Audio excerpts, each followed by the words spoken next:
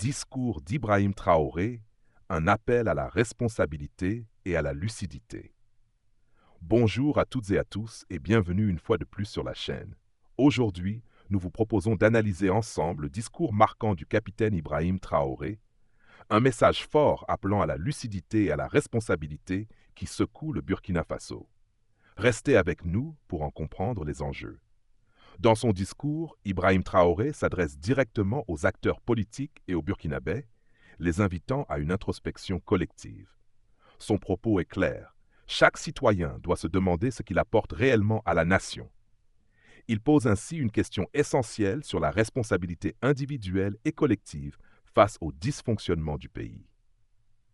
Un discours franc et sans concession.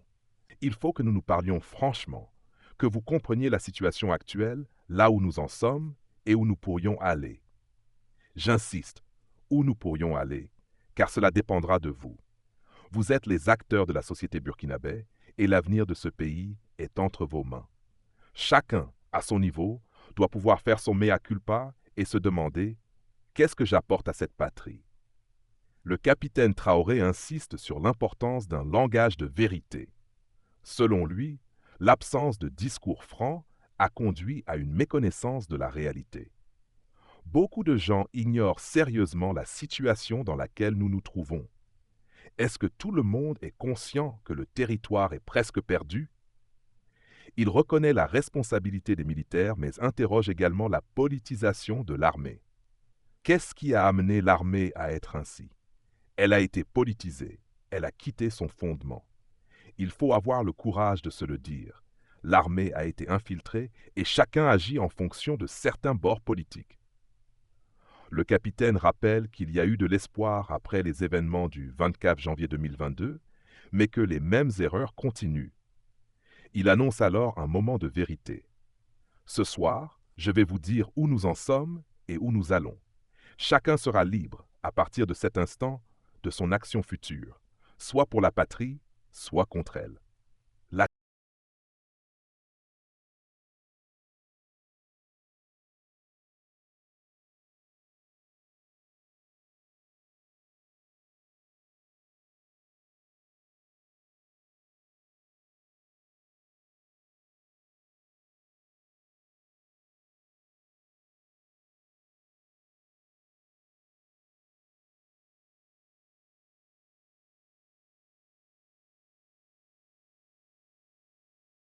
L'accès au territoire, une prise de conscience nécessaire. Traoré met en garde contre une crise d'accès au territoire. Déjà, entre Bobo-Dioulasso et Ouagadougou, cela devient difficile.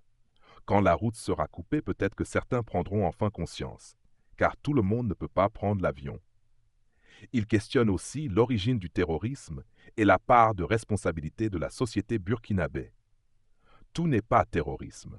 Nous avons contribué à cette situation. La société a contribué. J'ai marché à pied à travers le Sahel. J'ai vu comment les gens vivent. Il y a 10 ans, cette situation était prévisible. Il dénonce ainsi une gouvernance qui a abandonné des populations entières à cause d'intérêts égoïstes. On voit les gens mourir ailleurs, mais à Ouagadougou, on fait la fête. Nous n'avons aucune pitié pour les autres. Cherche un État qui a délaissé ces régions. Traoré décrit une situation dramatique dans les régions rurales.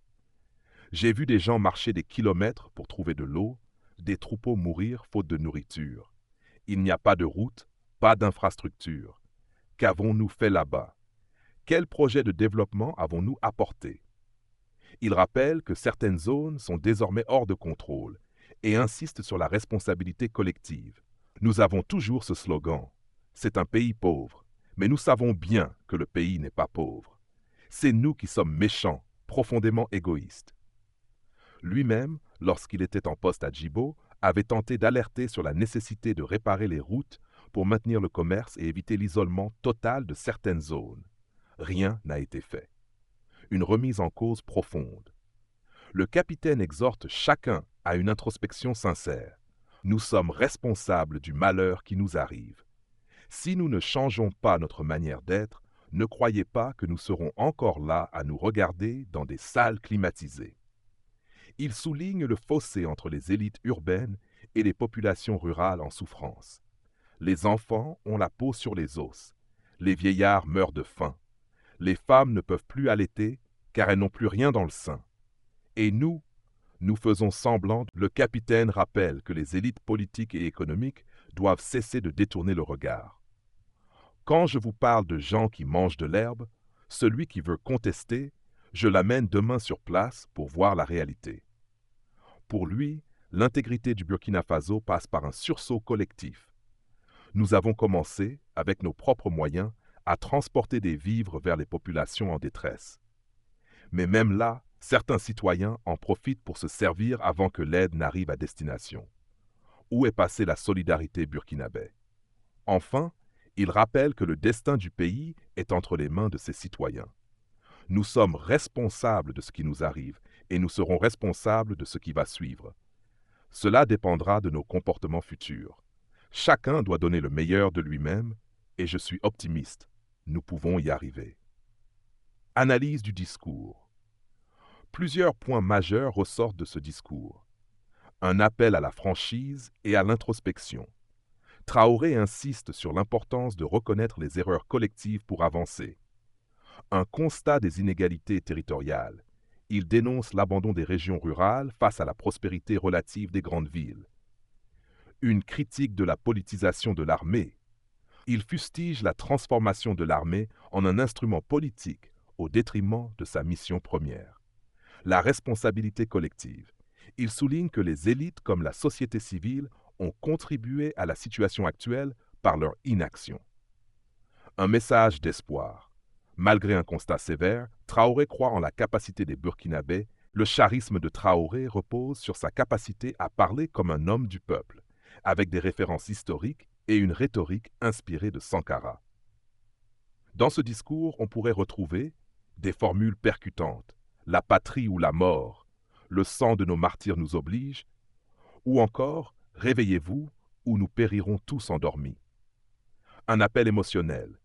Il pourrait évoquer les souffrances des populations déplacées, les soldats tombés au combat ou les enfants privés d'éducation à cause de la fermeture des écoles dans les zones de conflit. Une vision d'avenir. Malgré les défis, Traoré chercherait à insuffler de l'espoir, promettant un Burkina Faso libre, prospère et respecté si le peuple suit son appel. Impact et réception probable.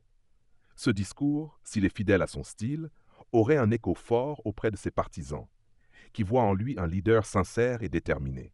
Cependant, il pourrait aussi cristalliser les critiques. Soutien. Les jeunes, les militaires et les populations rurales, souvent les plus touchés par l'insécurité, y verraient un message galvanisant. Opposant.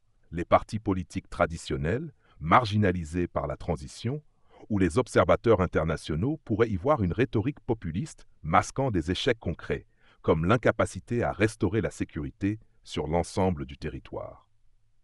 En somme, un appel à la responsabilité et à la lucidité serait un discours typique d'Ibrahim Traoré.